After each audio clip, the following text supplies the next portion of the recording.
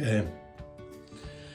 So, I'm going to be talking today about treatment, ways that we can implement these principles in our daily practice. My goals for you today are to talk about some common ruts and pitfalls that caregivers can get into when they're trying to implement some of these treatment strategies, change their approach to chronic pain patients that can easily frustrate them and lead them to be discouraged and kind of give up on it.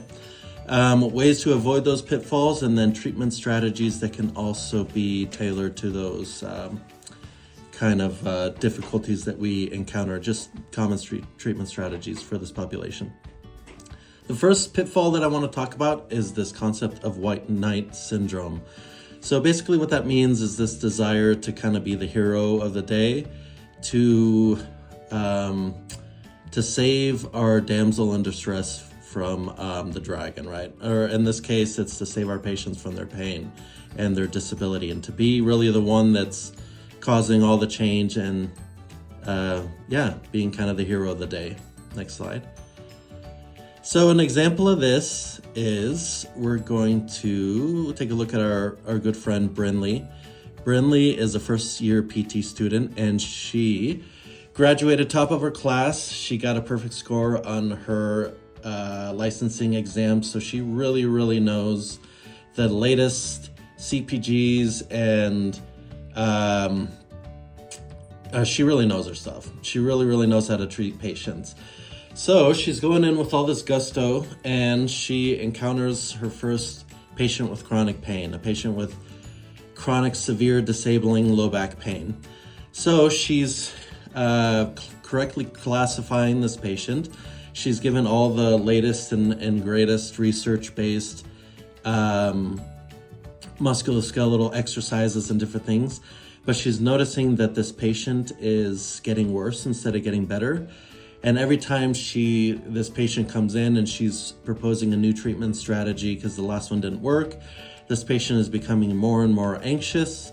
And Brinley is basically questioning all of her life decisions and whether or not she got in the right career, because she seems to not be helping the patients. It seems like she's making them worse. So what do you do about this? Next slide.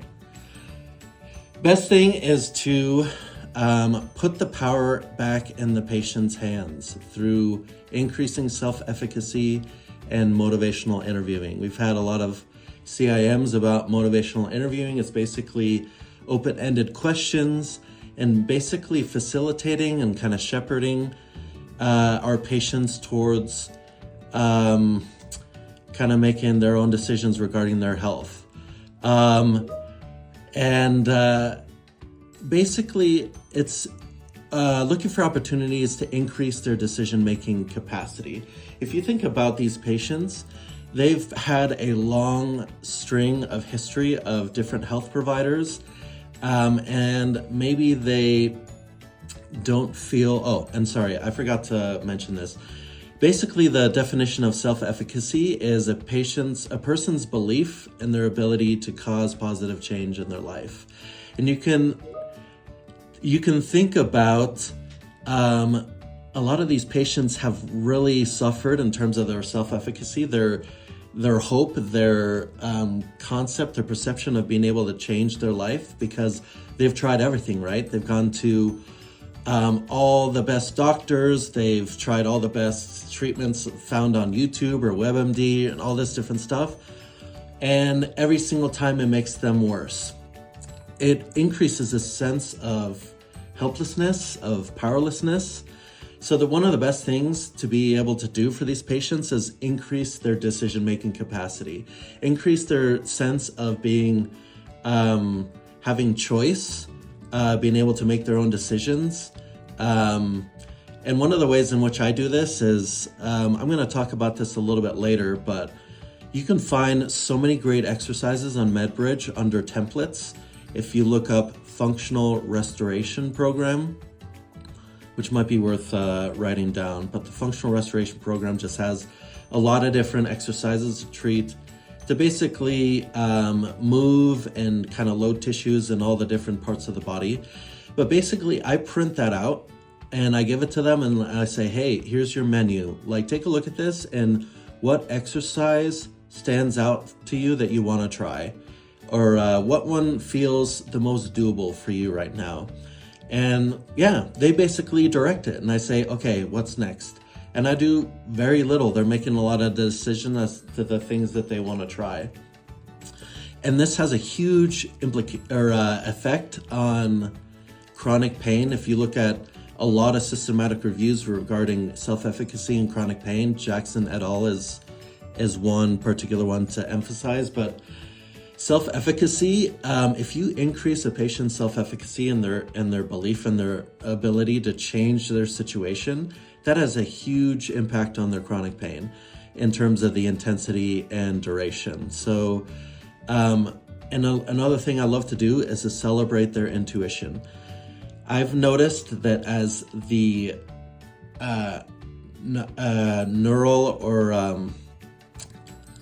the nerve noise, let's say that. The nerve noise, the nervous system noise, as that decreases,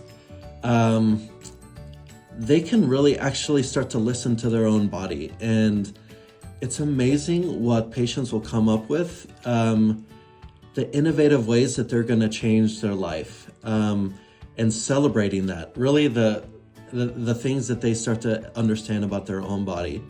So I love this phrase, natural forces within us are the true healers of disease. Really, as we step back as providers and stop trying to be the hero and be in charge of their pain and giving it more to them, it's amazing how they will intuitively get in touch with things that are going to heal. So next slide. The next one is using only a biological model. And I'm seeing a question, the search wording for the template is the functional restoration program. Yeah, there you go. All right, so it's only using a biological model. When it comes to pain, there's a lot of different models as to what influences it. There's the biological model, which is essentially the musculoskeletal system. There's the psychosocial model, there's the environmental model. But sometimes as PTs, we get caught in only seeing pain in a biological lens. Next slide. That's kind of like seeing our patients as a car, that when their check engine light comes on, we're diving into that engine and tinkering around with it. Or if the tire pressure light comes on, we are working on the tire pressure, and which it makes sense. But a lot of times that can not lead to the results that we want. Next slide. So our next friend here is Chasen. Chasen is he's been working for Intermountain for 8 years, has had a ton of success, has his OCS, really knows his stuff as well. But he's been referred a patient who has fibromyalgia. And one of the things that should have kind of piqued his interest, or kind of a yellow flag that should have come up, is this patient said, I don't even know why I'm here because PT always in the past has made me worse. But Chasen feels like he's an exception to the rule, and he starts, the patient's primary issue coming into the clinic that day is low back pain. So Chasen correctly categorizes him, classifies this person, gives them all the right exercises. Next day, the person comes in and says, my back is doing a little bit better, but my shoulder hurts so bad. So starts treating the shoulder. Next time it's the neck. After that, then it's the knee. After that, it's the fatigue. It's all these different things. And Chasen is feeling exhausted, constantly trying to figure out what's going on with this patient. And this patient is responding worse and worse and worse, to the point where this patient is just not coming in anymore. So what do we do about this? Next slide. Well, if, we're diving into the engine, into the tire pressure, into the gas, every time something comes up, but a lot of times with these patients, it's not so much the engine or the battery or these different things that are the problem, it's more the circuitry. The internal circuitry of the car is making all these alerts come up when in reality they don't need to be worked on. And what needs to be worked on is the central circuitry. So next slide. How do we do this with patients? It's through this concept of graded activity, of nudging their nervous system and then backing off. And next slide. So a visual way of seeing how this works. Every person's nervous system is working at a certain baseline activity. As we go about our day, it goes, the nervous system activity increases and decreases, but it always comes back to this baseline.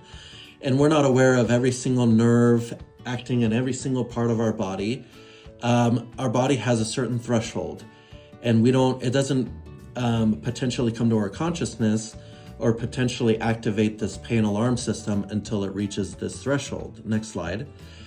So we're taking these patients, we're putting them through these exercises, we're loading their tissue, we're stretching their tissue, and unfortunately it's getting above this threshold. And when that happens, they get bombarded with these protective sensations. That can be pain, that can be intense anxiety, that can be nausea, that can be dizziness, all these different protective sensations. And unfortunately, they go home and they're in so much pain that they can't get out of bed. It takes them days or a week to get back to their baseline. And unfortunately, what happens, next click, is that their body, and Roger referenced this, their body is going to sense, wow, that amount of activity, that amount of tissue loading, that amount of movement was super dangerous. Therefore, we're going to lower the threshold level so that we're alerted to what's changing in that low back or that shoulder or whatnot sooner. So we get increased sensitivity and lower tolerance to life, to all the exercises, to PT in general. So we got to have a different strategy to this. And this is where the nudging and backing off, the graded activity is going to come in. So the first thing I do is I get a pre-session baseline. I'm writing in their subjective session or wherever, I'm writing down all the parts of their body that are most talking to them, that are most prevalent in sensation. So maybe they're coming in with a 4 out of 10 back pain, 6 out of 10 neck pain, a 3 out of 10 knee pain, and 8 out of 10 fatigue. So I'm writing all those, and those are going to be the baselines that I'm constantly trying to go back to. Next click. So I will introduce some sort of activity, some sort of movement, some sort of positioning that may start to stress their nervous system. Maybe I'll have them in a quadruped position, lifting their arm or something like that, or on their back, doing a lower trunk rotation. The minute their pain in that body part starts to increase, or they're hit in the face with a fatigue wave, or they start to become anxious, I back off of that. Next click. You have to back off. You have to reduce the stimulation. That can happen through working with a different body part. That can happen through just getting them in a position that feels comfortable and safe with them. That can be introducing different sensory input. Maybe heat, maybe cold, maybe compression, maybe a different scent, maybe a different sound, maybe music, all these different things to back off the stimulation. So what that might look like is this. Maybe this person's primary issue is their low back pain. Well, I get them in supine. They do start doing a lower trunk rotation to the right. It's triggering an intense pain response. Well, I'll go back to neutral and maybe go to the other side. And if we go back to that and it's still inducing like this intense pain response, well, maybe I'll work with a different part of the body. I'll just have them bend their elbow and then extend it. Feel the contraction, feel the lengthening. Or maybe just like with some putty, squeezing some putty, giving some different input, staying away from that back until it goes back to baseline, and then going into that activity again. Or doing a different, maybe I'll have them seated and doing like a hamstring stretch, moving the back once again. just triggering that back again and backing off, doing that over and over, nudging back off, nudging and back off. What's eventually going to happen, next click, is that their nervous system is going to sense that amount of activity, that amount of tissue loading, that amount of movement is not dangerous, does not require that amount of protective response, and therefore we can increase the threshold, and therefore they're going to have an increased tolerance after time to that activity, movement, or tissue loading. Next slide. So that's one of the first things to do, and Roger alluded to this, is to educate them regarding this, educate them regarding pain, and educate them regarding this principle of window of tolerance. We're going to stay within their window of tolerance. We want them to alert us if their pain is starting to increase, and we're going to do something different, or we're going to back off of it. Sometimes this is incredibly reassuring to the patient, because they're going to know, okay, wow, I can be in charge. I'm not going to be pushed beyond my comfort level. And you imagine how traumatized a lot of these patients are because they've been pushed by other providers to go beyond their comfort level. And that's going to be incredibly reassuring, and it's going to reduce their danger level. And also educating regarding this principle of neuroplasticity. It's like, hey, I know that your nervous system has been working at this capacity for a long time, but the really cool thing about the nervous system is it can change. The nervous system is constantly evolving, changing. It's a changing aspect of our body, and we can change very set and stuck neural pathways. So what we're going to want to be doing is we're going to be wanting to, kind of like we talked about, you got to change that central circuitry before you start messing with the engine. We got to reprogram before we start rebuilding their muscles, increasing flexibility, improving posture, different things. And then once again, as that nervous system noise starts to decrease, we're going to want to start rebuilding. From years of being sedentary, they're probably pretty atrophied. They're probably pretty weak. We're going to want to rebuild that. Maybe their flexibility. They just have no flexibility in their pelvis, their hips, different things like that. Well, we're going to want to rebuild after reprogramming. Next slide. The next pitfall that I want to talk about is this concept of being like this Lone Ranger, the Lone Ranger syndrome. Feeling like as a practitioner, we're kind of on this island by ourselves. And when a patient comes in with pain, it's really up to us to figure it out. Next slide. We're going to talk a little bit about Shadrach. Shad really has a big heart. He came into this profession because he loves to see people heal. He loves to see them improve in their life. But unfortunately, he has this patient with fibromyalgia that every time he comes in, it's almost, Shadrach feels like he's the mental health therapist. He has to talk this patient off of an edge every single time. And Shad feels like, man, I feel like this is wasted time. We could be doing so much. They're already on their 16th visit of 20 approved visits, and we hardly get any time doing any sort of PT. But it takes so long to get this patient in any type of frame of mind to do physical therapy, and maybe it lasts for like a minute or two, and then they're going back into this like loop of catastrophizing and stress. And so Shad is feeling increasingly frustrated with this patient, feeling short with this patient, and getting anxious anytime this patient is on his schedule. So what do we do about that? We know that chronic pain requires a lot of lifestyle changes that don't necessarily need to be up to us. We know that nutrition can affect a patient's pain sensitivity and inflammation. Well, we can refer them to a nutritionist to get a consult about nutrition. Kind of the same way in which, if we're working with a shoulder and it's just not going anywhere, and if they get a cortisone injection, maybe that'll help them to tolerate and progress faster with our physical therapy. It could be the same thing with some of these patients, that getting them in with a pain management physician to manage medications that kind of can take down that nervous system noise can potentially help them to tolerate what we're doing in therapy better.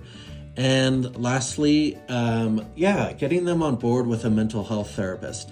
How many patients do we know that are, even maybe us as as just human beings, that we're more likely to treat, or it's more acceptable to treat our physical pain than our mental pain, our mental health, emotional pain. So a lot of these patients, I mean, they're coming in with just so much life history of just medical trauma and relational trauma and so many things that having a mental health therapist on board can really help to decrease their danger level and all these protective sensations they're getting. On that last bullet, building the interdisciplinary relationship with an ROI. If they're already going to a mental health therapist, or if they go out and find a mental health therapist, how cool would it be to get both disciplines to sign an ROI, release of information, so we can start talking back and forth and having a discussion about this patient. Because maybe there's things coming up in our sessions with this patient that, maybe there's trauma coming up, maybe it's bringing up flashbacks, maybe different things are coming up that we can communicate to the therapist. And maybe the therapist is doing things that we can reinforce within therapy. So really, really helpful tool that we can be using. And a thing to just have in mind is this relationship between especially fibromyalgia and trauma. So next slide. These are a lot of meta-analyses and systematic reviews that you can kind of review on your own. But basically what they're saying is that if a person has a history of abuse and especially trauma in their childhood, they are 3 times more likely to develop fibromyalgia in their life. That is huge. So we can be doing so much in our PT session, but if their trauma is not addressed, I mean, that's going to trip that central circuitry and that check engine light over and over again. So getting them in with a good mental health therapist can be super, super helpful. Next slide. Last thing I want to talk about is managing our expectations and managing their expectations. Next slide. We have Velma here. Velma is leaving this CIM with, she's like on fire. She is pumped. Yes, I can finally treat this patient that I've been banging my head against the wall for like months. Nothing is happening, but I feel really bad, like sending her back because I'm her last hope. Essentially, she's saying, sweet, I can go back and we can start changing her pain. She dives in head on, tells this patient about this. Man, there's some really cool things. We're going to start seeing progress finally. And maybe initially there's some progress because there's just like some really, there's some hype, there's some excitement, but then the patient has a regression and they're coming in just frustrated. I thought I was doing better and now I'm right back to the same place I'm at.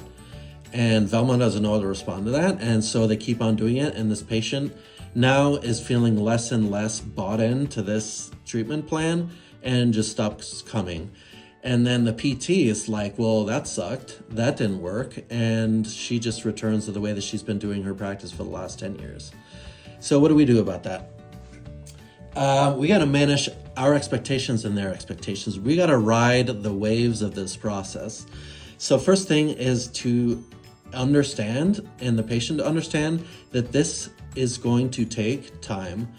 They've developed these certain neural pathways from decades of life experiences. It's not going to go away in a week. It's not going to go away because they just started to understand this neural sensitivity issue. It's going to take some time. Usually I should be able to see some improvements within a month, but to really get the results that they're wanting, it's going to take some time. It's going to take practice and practice and practice. Another thing to understand is this goal that we're really trying to increase their function more than just take away their pain. We're trying to get them back to a life that is meaningful to them. We're trying to get them back to things that they've been avoiding. And if you think about it in this way, if they re-engage in life, if they find meaning in their life, if they start engaging socially and getting a support system, that's going to really decrease their sense of threat in their life. and decrease this need for constant protective sensations. And sometimes pain, as they involve themselves in their life, pain will kind of start to deal with itself. It'll start to decrease. And the next thing is to expect and embrace setbacks. I mean, that's hard to sell, right? Because they've been experiencing this for their whole life, or a lot of their life. But to just help them to understand that, I mean, we would love this to be a linear improvement, right? That with every day that we do this, it gets better and better and better linearly. But in reality, this is an up and down process. They're going to have setbacks. And I like to tell them, it's going to be a roller coaster ride. You're going to have good days and you're going to still have bad days. But what we want is almost like a roller coaster, but on an elevator, for a general trend to be upward. So if you're having a setback, that's some of the best time to reinforce to your system. I mean, that is some of the best work can be done during a setback, because you are teaching the nervous system at a time of intense threat level, that we are safe in doing these movements, this tissue loading, this positioning. And the last thing to have in mind for PTs is a mindset of inviting versus convincing. I don't know if other PTs have experienced this, but I was experiencing this so much when I was starting this work. I felt like I had to constantly be convincing these patients that the issue wasn't that their body was broken, it was an issue of their nervous system. A lot of people don't want to hear that.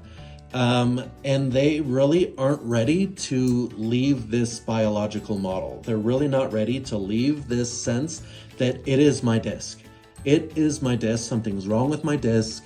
I need surgery. I need an injection, all these things. And instead of constantly trying to convince and kind of fight this patient on these issues, it's more having a standpoint, a posture of inviting. We know that these things can help. We know that these things are backed by research. We know that these things are backed by clinical experience. And it's inviting them to have a different perspective. I'm not saying that you need to completely leave your thinking process. I'm just inviting you to have just a window of an opening to think a little bit differently. I love what Roger says a lot. It's kind of like saying to them, you've been going to a chiropractor, different PTs, orthopedist, neurologist, all these different people that are kind of treating your body like the problem is just biological, your musculoskeletal system, or that kind of like your car, like something's wrong with your body. Like, how has that been helping you? How has that been working for you? To get them thinking, my way of doing this over and over again is getting me absolutely nowhere. So, inviting them, hey, it doesn't hurt to try something new. I love that. It's not what happens to you, but how we react to it that matters. It's how we react to those setbacks that matter. So now we're going to go into some case examples. I could turn my camera around right now, and I'm sure I could beat your view there, Roger. But it's okay. It's not a contest.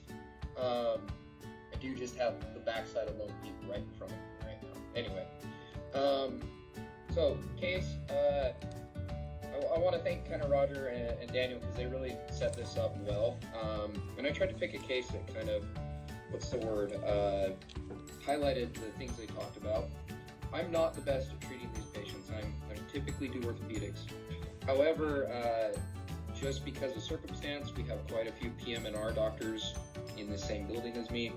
I've been kind of forced into this world a little bit. And one thing I just kind of want to say off the top, you can always improve your skills in this area. They were very frustrating for me when I first started seeing these patients. And thanks to some MedBridge courses and specifically a chronic pain work group that we have here at Intermountain, I've been able to definitely work my way through a lot of these patients that have been pretty tough. And one patient in particular is the one I've brought for our case study today. He was a 65-year-old male. He had just the biggest laundry list of surgeries. And so when we talk about, how the central sensitization probably happened, it's certain that it was probably this bottom-up approach where there was an injury that occurred. and then he had these subsequent surgeries. He had probably 3 or so abdominal surgeries and then 1 during our course of care. He had long-term pain management, specifically narcotic pain medication. We're talking 10 or so years of that. And he had seen a pain psychologist before as part of these, pain treatments that he had done. He was very deconditioned. When I talk about very deconditioned, he could not complete a 30-second sit-stand test. He stopped because he was too tired and it hurt. In the future, when we did sit to stands, that was a traumatic thing for him.